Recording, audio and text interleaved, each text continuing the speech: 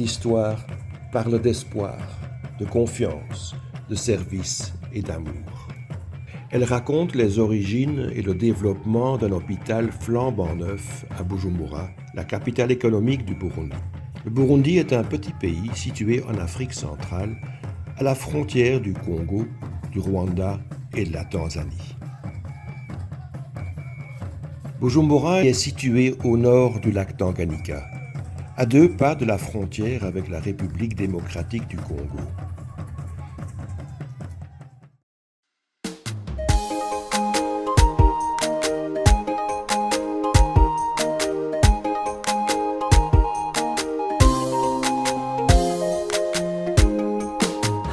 Bujumbura compte environ 1 million d'habitants entre les rives sauvages du lac et les collines escarpées du plateau montagneux. L'histoire commence au printemps 2024 avec la rencontre fortuite du docteur Jean-Pascal Abayo, fondateur de l'hôpital Tanganyika de Bujumbura. Avec beaucoup de passion, il a partagé avec moi l'histoire de sa vie et son énorme volonté d'offrir à la population locale une médecine de qualité et abordable.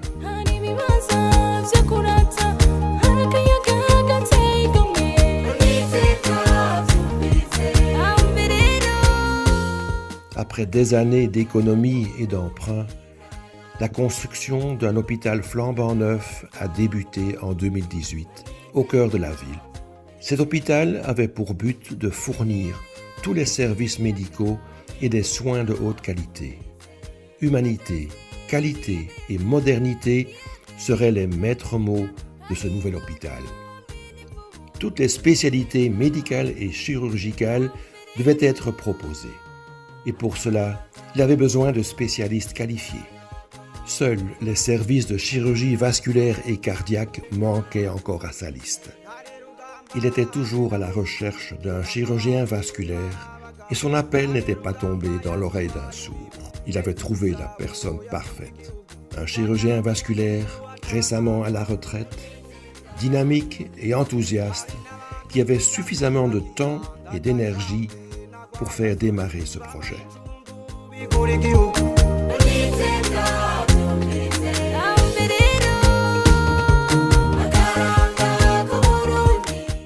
Le 27 novembre 2021, l'hôpital Tanganyika a été inauguré en présence du président du Burundi.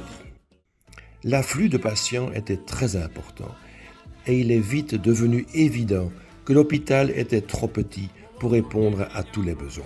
Les gens venaient de partout, de la ville, de l'intérieur et d'au-delà des frontières, principalement du Congo, mais aussi du Rwanda et de la Tanzanie.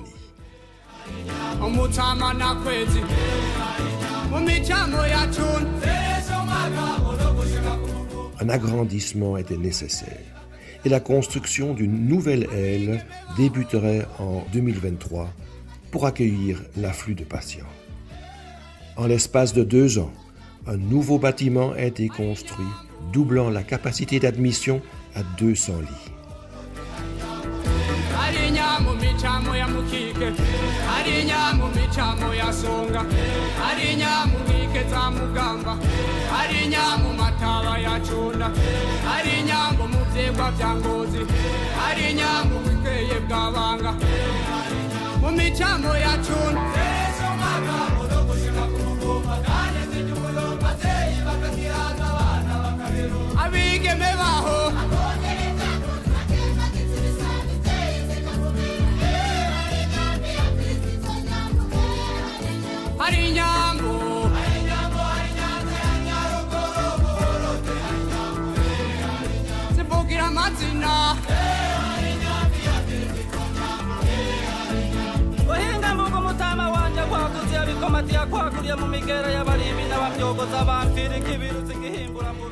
D'ici l'été 2025, tout serait terminé et les gens pourraient être fiers du résultat. Un hôpital moderne qui emploie 40 spécialistes, une vingtaine de médecins généralistes et 400 paramédicaux, principalement des infirmiers et des infirmières, mais aussi des kinésithérapeutes, du personnel de nettoyage et des personnes des services techniques et administratifs.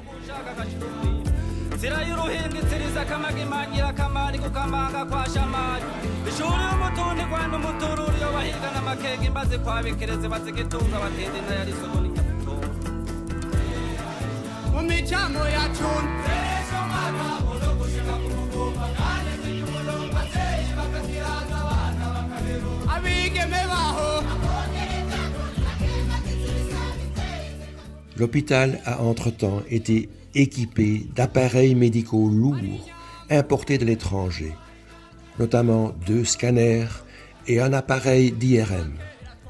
Ceux-ci arrivent en pièces détachées et sont remontés sur place par des techniciens spécialisés des entreprises. Grâce à une bonne entente et une bonne coopération avec l'AZ Monica à Anvers et à Deurne, de nombreux équipements plus légers ont été mis de côté et collectés pour être emportés. En fin de compte, tout est acheminé sur le site d'Hôpital Sans Frontières près de Namur, puis, grâce à la coopération des membres du Rotary, emballé de manière professionnelle et placé dans des conteneurs sur place.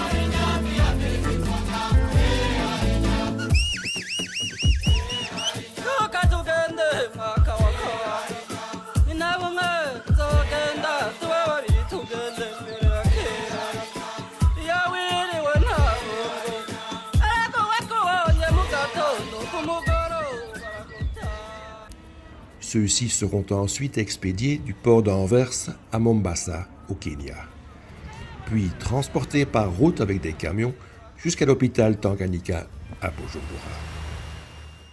Là, les conteneurs sont déchargés par le personnel hospitalier et collectés dans un endroit sec, dans les bâtiments, avant d'être distribués aux différents services.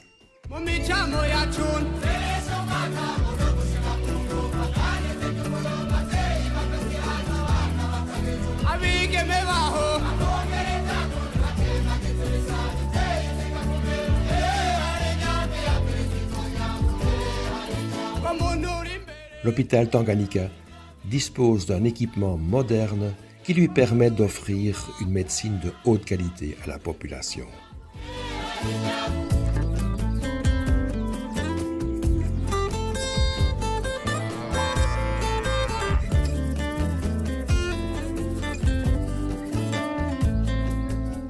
Les salles d'opération sont également équipées de matériel de haute qualité pour effectuer des interventions chirurgicales modernes telles que la chirurgie abdominale, les interventions orthopédiques, gynécologiques, urologiques, neurochirurgicales.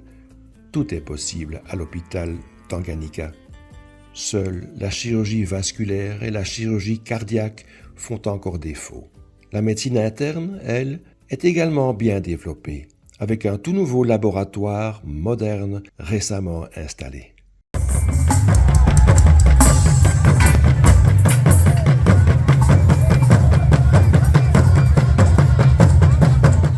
Grâce à la coopération entre le Rotary Club d'Antwerpen Park et le Rotary Club de Bujumbura au Mucho, une subvention mondiale, un Global Grant, est en cours d'élaboration pour améliorer et façonner davantage l'approche des maladies vasculaires au Burundi, afin de sauver plus de membres et plus de vies.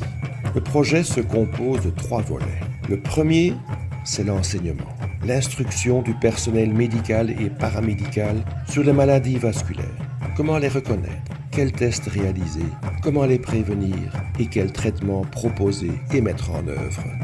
Le deuxième volet est la formation des chirurgiens qui travaillent déjà à l'hôpital, par l'apprentissage de nouvelles techniques chirurgicales pour devenir des chirurgiens vasculaires compétents. Et enfin, le troisième volet est l'achat d'équipements médicaux adapté et indispensable pour traiter les maladies des vaisseaux sanguins de manière moderne et, si nécessaire et possible, pour les traiter avec des dilatations par ballonnet et des endoprothèses ou des stents.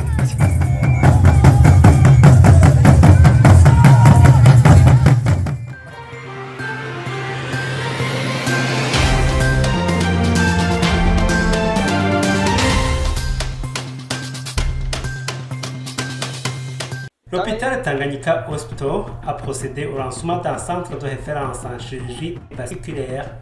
Ce vendredi 8 juin 2024, l'équipe des chirurgiens de Tanganyika Hospital est en train de suivre une formation de renforcement des capacités par un chirurgien belge qui a souligné qu'une meilleure opération nécessite de bons instruments et une bonne équipe, ajoutant que Tanganyika Hospital remplit toutes les conditions pour assurer de telles opérations chirurgicales. C'est une chirurgie nouvelle au Burundi qui ne se fait quasi nulle part au Burundi et dans les pays limitrophes. Tanganyika Hospital a organisé en date du 18 mars 2025 à l'endroit de son personnel, y compris les stagiaires venant des autres pays africains et européens, une formation sur les urgences chirurgicales et vasculaires. C'était l'occasion de mettre au grand public les résultats de la campagne sur les AVC, les fistules artério-veineuses pour la dialyse, tumeurs proches des vaisseaux et le diabète. Les pathologies qu'on a rencontrées ici concerne aussi bien le cerveau, et on parle alors d'AVC.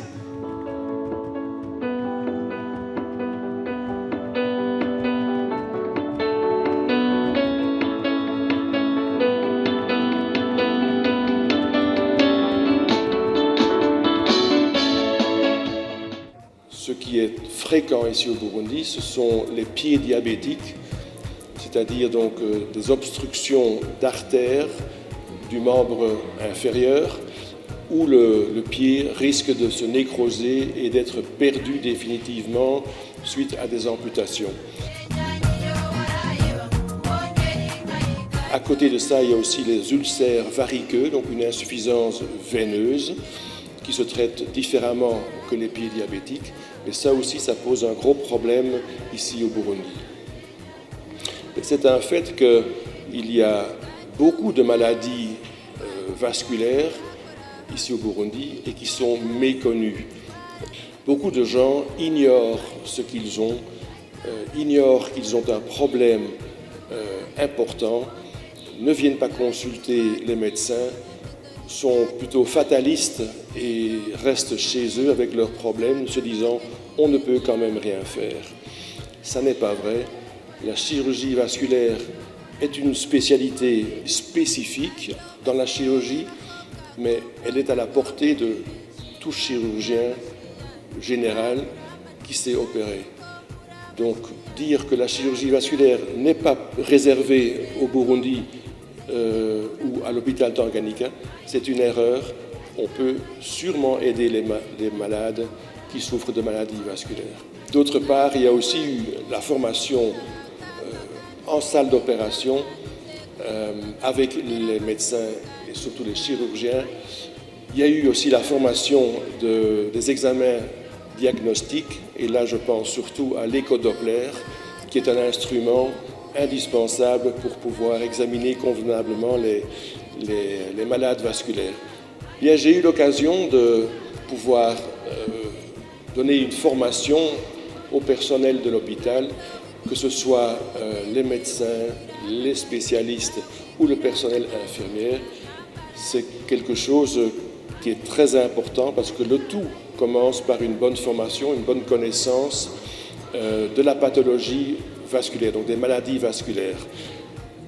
Il faut répéter, continuer la formation.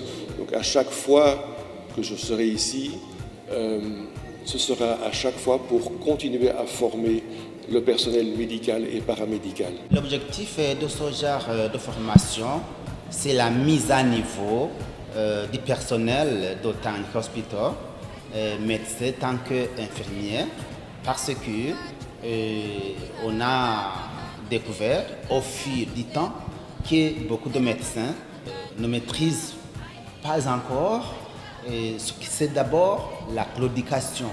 Raison pour laquelle on a invité Dr Willox à nous faire une formation sur ce que c'est la claudication. Posez les bonnes questions à votre malade et obtenez les bonnes réponses ou les réponses qui vous satisfont dans le diagnostic d'un problème vasculaire.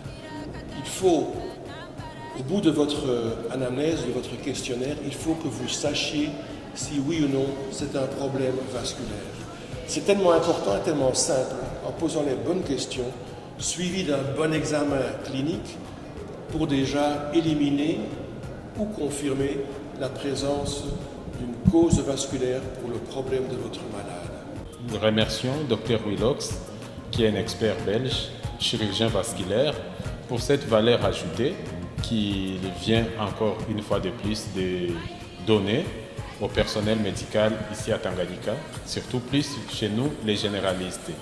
Et ça nous aide beaucoup plus parce que ça continue à renforcer notre capacité, notre prise en charge, notre diagnostic.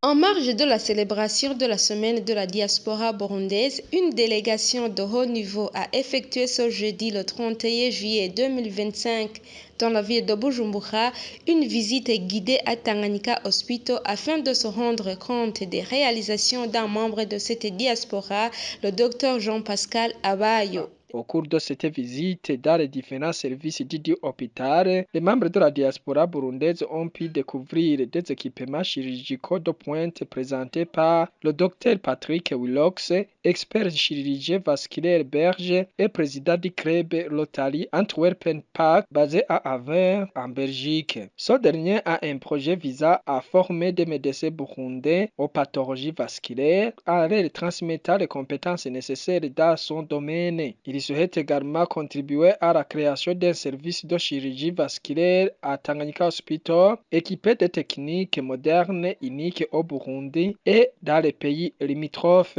Dans cette optique, le docteur Willox a établi un partenariat avec d'autres clubs Rotary hors de Belgique, en particulier le club Rotary de Bujumbura Umuco. Le deuxième volet de cette subvention est la formation de chirurgiens pour les familiariser avec les maladies vasculaires et les traitements, en démontrant et en enseignant des techniques chirurgicales. L'avantage est que ces chirurgiens ont déjà de l'expérience en chirurgie générale, principalement digestive. Cependant, ils n'ont pas la connaissance des techniques vasculaires, les voies d'accès aux vaisseaux sanguins, la manipulation de ces structures fragiles, les dangers, les pièges, les complications, etc. Il faut connaître les différentes options et indications pour l'endartériectomie des artères, la résection et l'interposition de prothèses vasculaires ou les pontages avec des prothèses vasculaires ou des veines natives. La reconnexion ultérieure des vaisseaux sanguins, c'est-à-dire l'anastomose, nécessite également une approche particulière et doit être démontrée à plusieurs reprises. Les chirurgiens sont assistés une fois qu'ils effectuent les procédures eux-mêmes. Les imperfections, les erreurs et les dangers sont signalés afin qu'ils connaissent les subtilités de cette spécialité. Le choix des instruments est également important. Les mêmes pinces ou clans ne sont pas utilisés pour toucher ou saisir les vaisseaux sanguins que pour les intestins ou les os. Toutes ces techniques chirurgicales ont fait leurs preuves au XXe siècle et ont donné d'excellents résultats. Cependant, ils nécessitent l'ouverture d'une partie du corps du patient, ce qui peut être douloureux et difficile à récupérer. Au XXIe siècle, tout se fait un peu différemment, d'une manière moins invasive, moins agressive. La chirurgie endovasculaire utilise des fils guides, des cathéters, des ballons et des stents pour pénétrer dans une artère à travers un petit trou de ponction, souvent dans l'aine, en tentant de réparer les lésions de cette manière par l'intérieur du vaisseau. Cette technique présente également des avantages car les patients peuvent plus rapidement rentrer chez eux et reprendre le travail. Cependant, il y a un inconvénient à cette technique. Elle nécessite un investissement coûteux en matériel de radiologie pour être utilisée dans une salle d'opération spécialement équipée. La subvention mondiale, le Global Grant, du Rotary a été créée spécifiquement pour permettre l'achat de cet appareil. Avec le soutien de plusieurs clubs rotariens et de donateurs privés, nous espérons récolter les fonds nécessaires pour faire don à l'hôpital d'un arceau mobile à fluorescence numérique. Le docteur Patrick Willox, membre du Rotary Club Antwerp Park et président de ce club en 2025-2026, soutiendra largement ce projet en formant le personnel médical à l'intérieur et à l'extérieur de l'hôpital et en formant les chirurgiens de l'hôpital et en leur apprenant à utiliser l'équipement radiologique.